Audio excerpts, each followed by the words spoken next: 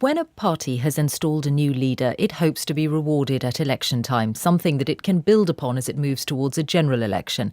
That has been the case for both Labour and Conservative leaders in opposition. For Jeremy Corbyn, the last 24 hours have been a very mixed picture. Success in the London mayoral contest, disappointment in Scotland, in England holding on to some councils that the party had been expected to lose. Our chief correspondent Matthew Price has been to Hastings on the south coast, which has a Conservative MP, Amber Rudd, and after Thursday's vote, again, a Labour-controlled council.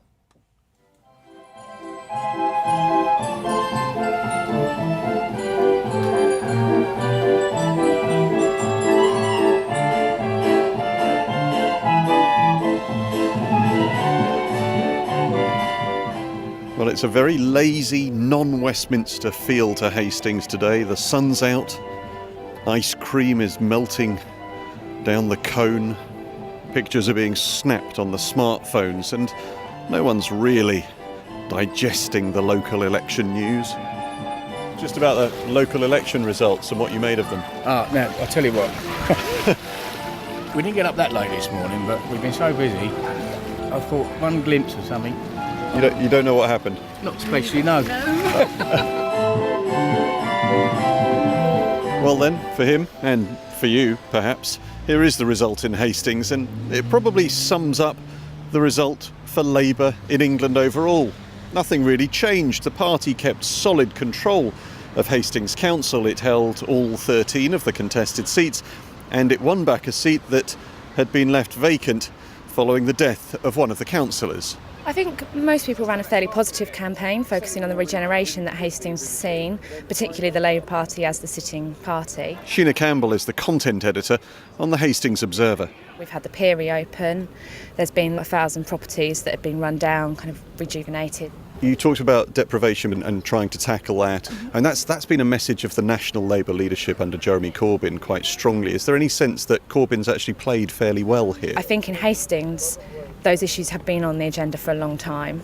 Certainly in Hastings, we didn't see a huge shift in policy when Corbyn came in.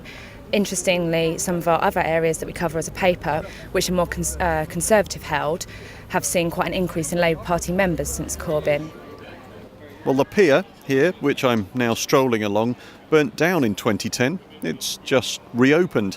One of those regeneration projects that's impressed people locally that Sheena Campbell was talking about. Here at least, those local issues clearly outweighed any negative coverage that there's been of Jeremy Corbyn's leadership.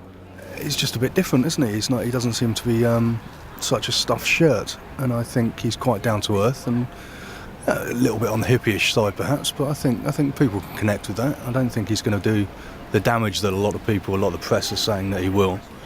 It's just purely media. I mean, Jeremy Corbyn has been selected by massive membership, and that's democracy. I would have thought the media would be proud of that's how democracy works. But of course, if it doesn't suit those that have got the voice, then you don't hear it, which is a shame. Do you get a sense that Jeremy Corbyn is cutting through to different people at the moment? Yes, I think he is, especially to the young. What we were getting back on the doorstep was quite positive, but with the big attacks on the Labour leadership nationally in the couple of weeks up to the elections, we did sort of think that it might be worse than it was. The National Party infighting can't be good in the long run, but this was a council that Momentum, the grassroots movement supportive of Jeremy Corbyn, deliberately targeted. Corbyn's leadership did not hinder the party here. Perhaps it even helped it.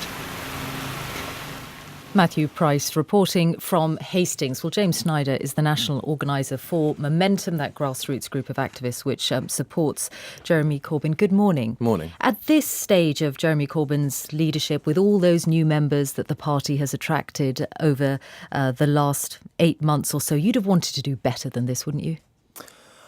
You always want to do better. We want to be winning as many councils and as many councillors as possible. But I think if you look at the results, you can see very steady improvement. We're not there yet. We're not ready yet to win in 2020, but there's been a big improvement on last year.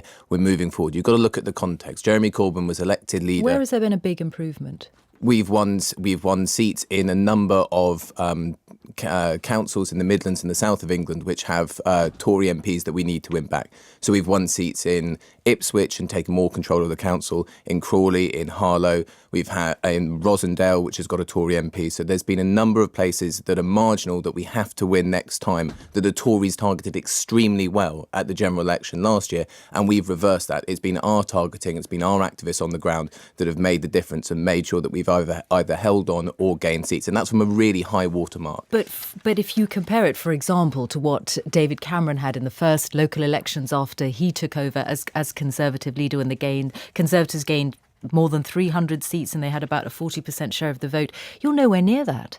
Well, I mean, actually, in the seats that have been there, Labour does have a 40% share of the vote in these elections. So, I mean, that is a big... If you're looking towards a general election, sure. But if you're comparing it to elections that came 4 years beforehand, you've got two things you've got to consider. One, that's a real high watermark, and secondly, UKIP were not a significant factor in local elections. Yes, often the government gets a bit of a kicking, and there's a bit of a protest which goes to other parties.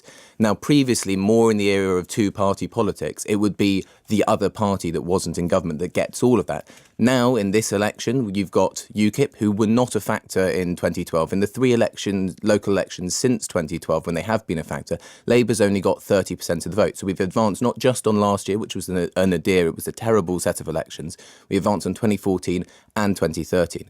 This time round, if you're just looking to give the government a bit of a kicking, you can vote for Labour, you can vote UKIP, and also now Lib Dem, because they're not in the coalition. Or in Scotland, you can vote for the Conservatives, and people have done. Yeah. Scott, that's the one area where the results for Labour are clearly very bad.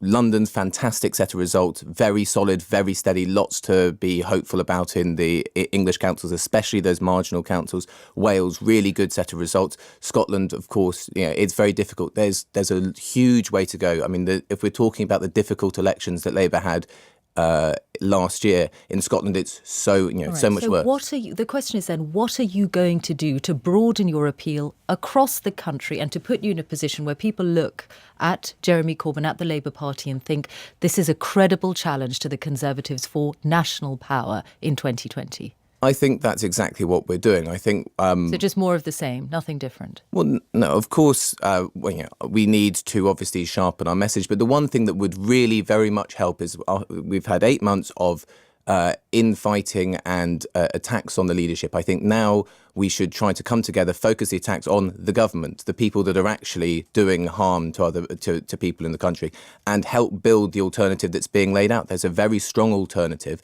an economic plan based on investment, on the high-tech industry, on research and development, and that's the kind of thing that we should all get behind and focus our energies on our alternative and against the Tories. James Schneider, thank you very much.